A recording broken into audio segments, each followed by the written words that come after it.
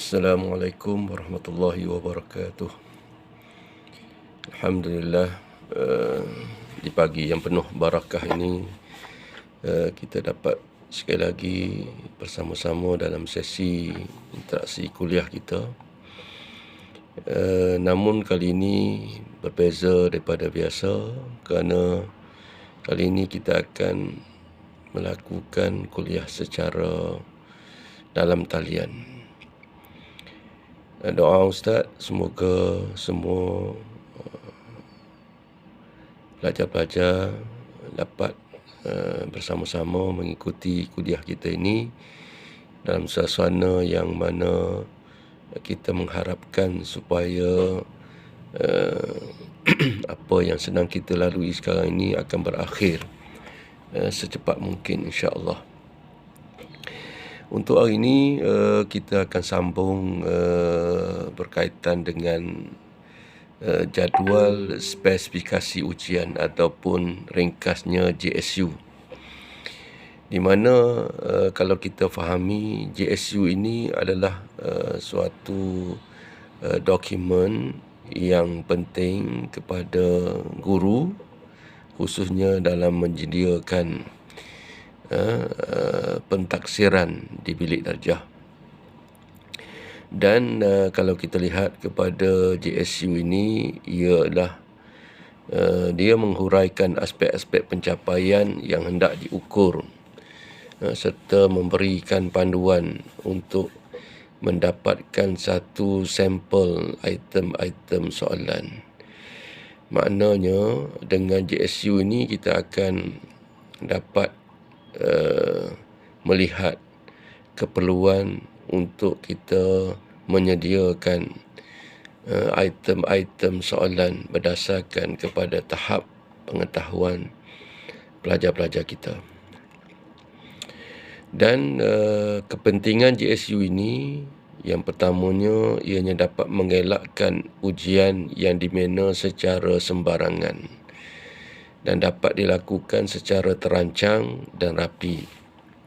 Yakni secara jelasnya JSU ini kita menyediakan kepada kita suatu kemudahan untuk kita menyediakan item-item soalan secara terancang. Dan dalam JSU ini bilangan soalan bagi sesuatu tajuk diberi berdasarkan pentingnya tajuk atau objektif pembelajaran yang kita sasarkan.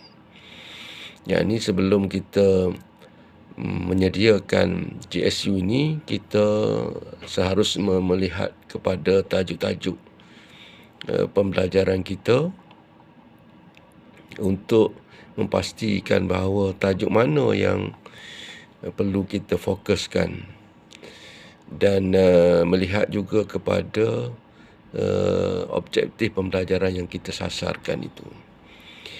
Dan selain daripada itu, JSU juga akan menjamin keabsahan dan kebolehpercayaan ujian yang kita sediakan tersebut. Dan dia juga membolehkan ujian yang sama dibina oleh orang lain. Ini orang lain pun boleh gunakan JSU kita ini untuk membina soalan. Biasanya JSU ni kalau peringkat untuk pentaksiran berpusat, dia akan disediakan oleh satu panel untuk menyediakan JSU. Dan berdasarkan kepada JSU ini, mereka akan, pihak-pihak yang terlibat, contohnya pihak sekolah, pihak PPD akan menggunakan JSU yang sama untuk diguna pakai bagi memastikan keselarasan item-item soalan yang disediakan tersebut. Dan seterusnya, JSU juga penting untuk menstabilkan taraf dan aras kesukaran ujian dari setahun ke setahun lah, dari masa ke semasa. Kita akan dapat menstabilkan taraf dan juga aras kesukaran yang terdapat kepada item-item soalan kita. Dan GSU juga sebagai suatu perbandingan yang dapat kita buat di antara ujian-ujian yang telah kita lakukan tersebutlah. Okey. Begitulah di antara kepentingan-kepentingan GSU. Manakala perkara yang perlu kita lihat juga ialah dari segi langkah-langkah untuk kita menyediakan GSU. Di antara maklumat-maklumat yang penting dalam GSU yang kita nak sediakan tersebut ialah yang pertamanya bentuk dan panjangnya ujian tersebut.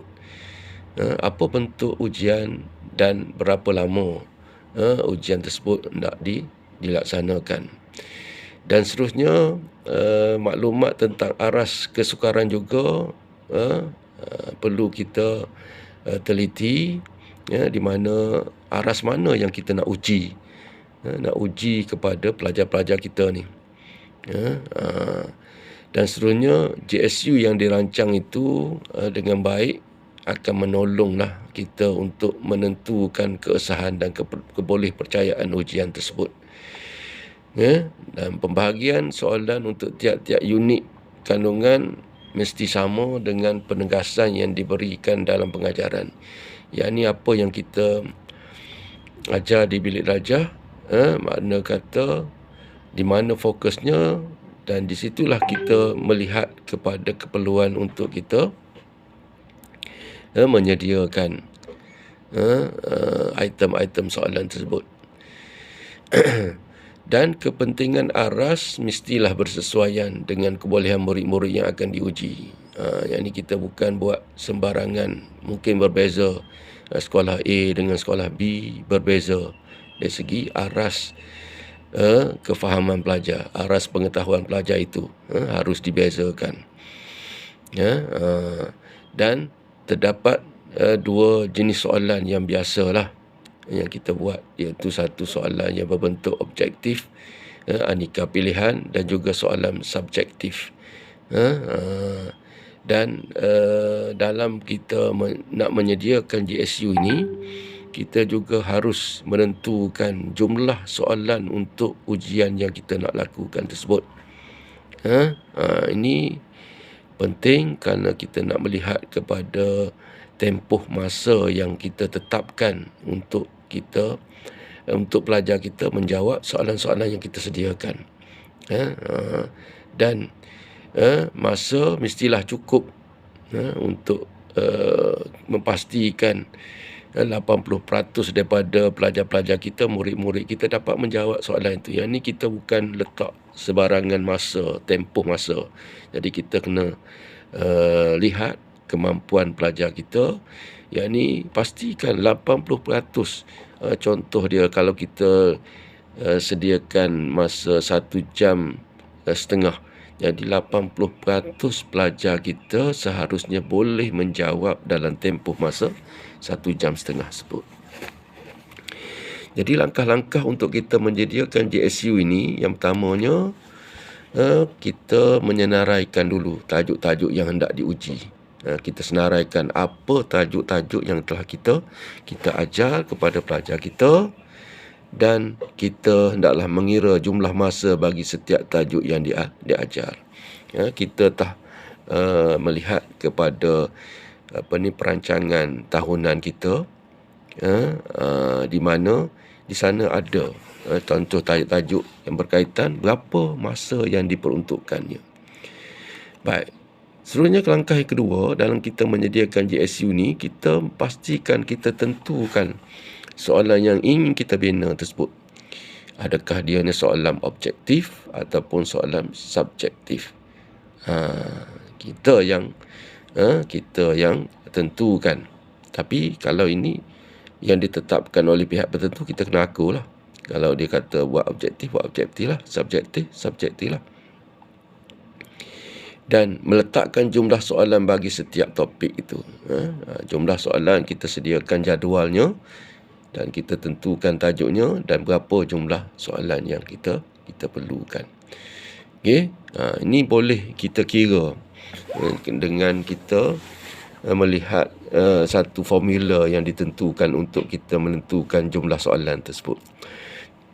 Kita letakkan jumlah masanya dibahagikan dengan jumlah masa keseluruhan, jumlah masa dan kali dengan jumlah soalannya. Ini kita akan detailkan dalam perbincangan kita selepas inilah. Baik, langkah yang ketiga, menentukan aras kesukaran. Dalam jadual yang kita sediakan, kita pastikan kita tentukan aras kesukarannya dan menentukan model aras kesukaran JSU kita itu. Dan biasanya JSU yang kita gubal ini dia mengamalkan ataupun mengambil kira aras kesukaran yang mengikut taksonomi belum. Jadi kita ambil lah kesesuaian itu. Dan seterusnya langkah keempat, memastikan jenis ujian yang akan hendak diuji tersebut, objektif ke, esei ke, dan sebagainya. Dan langkah yang kelima, menentukan bilangan soalan bagi setiap komponen, menetapkan pelbagai. Okey, dan seterusnya langkah yang keenam, menyatakan apa-apa keperluan maklumat dalam JSU kita tersebut, yakni contoh mata pelajarannya, tingkatan kelas yang terlibat, susunan nombor soalan mengikut tajuk-tajuk. Jadi setakat itu dulu perkongsian pada tajuk ini, dan insya-Allah kita akan sambung dengan aktiviti-aktiviti lain selepas ini. Okey, harap dapat semua pelajar-pelajar memahami apa yang telah diterangkan sebentar tadi, dan selepas ini kita akan lanjutkan lagi dengan aktiviti-aktiviti pembelajaran yang lain. Assalamualaikum warahmatullahi wabarakatuh.